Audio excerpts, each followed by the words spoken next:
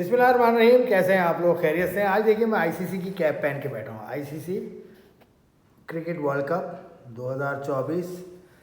तो खैर आज देखिए अब जो होना था वो हो गया। पाकिस्तान चैंपियंस ट्रॉफी से बहुत पहले बाहर हो गया था। बहुत सारी कंट्रोवर्सी शुरू हो गई कि पाकिस्तान से किसी को नहीं बुलाया आईसीसी ने। तो उस हवाले से आईसीसी ने तो मौक़िफ़ दे दिया है। पाकिस्तान क्रिकेट बोर्ड के मौक़िफ़ का इंतज़ार है। ऑफिशियल मौक़िफ़ की बात मैं कर रहा हूँ, ये नहीं कि आप ज़राए के हिसाब से चला दें। ऑफिशियल आईसीसी मौक़िफ़ ये है कि पीसीबी ने एक मोहसिन नकवी साहब को आना था, वो बावजूद नहीं आए, तो उन्होंने सुमैर अहमद साहब जो चीफ़ ऑपरेटिंग ऑफिसर हैं उनको नॉमिनेट किया। लेकिन आईसीसी के तर्जुमान से मेरी बात हुई है, उन्होंने कहा कि प्रोटोकॉल के हिसाब से चेयरमैन पीसीबी को आना था या चीफ़ एग्जीक्यूटिव को आना था। चीफ़ ऑपरेटिंग ऑफिसर प्रोटोकॉल के हिसाब से set by the ICC spokesman. तो ये सूरत हाल है। पाकिस्तान क्रिकेट बोर्ड का जो भी मौक़िफ़ हो वो देना चाहिए। पाकिस्तान क्रिकेट बोर्ड को ज़ोर से ठोक बजा के देना चाहिए। चलिए मैं आपको मौक़िफ़ सुनाता हूँ शाहिद खान अफरीदी का।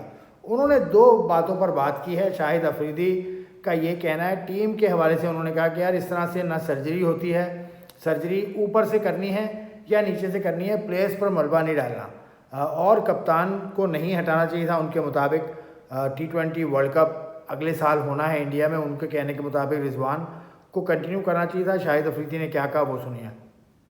असल चीज़ ये है कि जब आप मेरिट के ऊपर डिसीजन नहीं लेते और कोई एग्जाम्पल सेट नहीं करते किसी बच्चों के लिए, तो फिर चीज़ें इसी तरह ही चलती रहेंगी।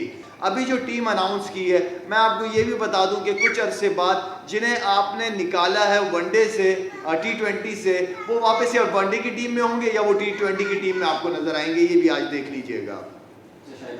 हम बीमारी ऊपर ढूंढ रहे हैं, प्रॉब्लम नीचे। और पहले होता है कि हम तैयारी कर रहे हैं किसी भी बड़े इवेंट से पहले, इवेंट ख़त्म हो जाता है फिर हम सर्जरियां करना शुरू कर देते हैं। उसके बाद उस बंदे को सही जगह पे बिठाओ, डिसीजन खुद ठीक हो जाएंगे। कोचेस अपने आप को बचाने, अपनी नौकरी बचाने के लिए प्लेयरों पे इल्ज़ामात लगाना शुरू कर देते हैं। क्यों भाई? आगे वर्ल्ड कप में रिजवान को कंटिन्यू कर लेते, कोई मसला नहीं, उसके बाद फिर से एक साथी टीम से हटा देते, फिर पूरी सर्जरी कर लेते। शाहिद अफरीदी की बात आपने सुनी। शाहिद अफरीदी एक लोकल इवेंट पर थे कराची में। टेप बॉल क्रिकेट लीग का एडिशन शुरू होगा जून में, उसके एम्बेसडर हैं शाहिद अफरीदी। तो उस हवाले से बात कर रहे थे और भी बात हुई उनसे। तो शाहिद अफरीदी ने यह कहा कि मोहसिन नकवी साहब करना चाहते हैं लेकिन उनको क्रिकेट का इतना इल्म नहीं है और 2-3 जिम्मेदारियाँ उनके पास हैं। वो सेनेटर भी हैं, वो वज़ीर दाखिला भी हैं, वो क्रिकेट बोर्ड चेयरमैन भी हैं। क्रिकेट बोर्ड चेयरमैनशिप उनको अगर रखनी है तो बाकी उहदे उनको छोड़ने होंगे। ये शाहिद अफरीदी ने कहा। उन्होंने क्या मशवरा दिया मोहसिन नकवी साहब को वो भी आपकी नज़र करता हूँ। मोहसिन नकवी काम करना चाहता है, वो काम करने के लिए आया है, वो उस मोहसिन नकवी को काम करना पसंद है। सिर्फ उसके एक प्रॉब्लम ये कि वो क्रिकेट को नहीं जानता। मैंने मशवरा भी दिया है, मैंने कहा सर या वो उस तरफ आ जाए, क्योंकि 3 बड़ी जिम्मेदारियां हैं उस बंदे के पास। और पीसीबी कोई छोटी जॉब नहीं है। इंटीरियर मिनिस्ट्री लेनी है, सेनेट में बैठना है, पीसीबी एक डिसीजन लेना पड़ेगा। पीसीबी को फुल टाइम जॉब है।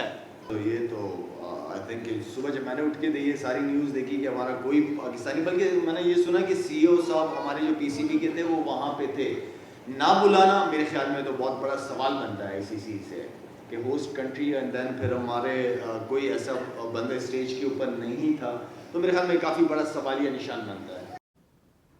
तो ये शाहिद अफरीदी का मौक़िफ़ है।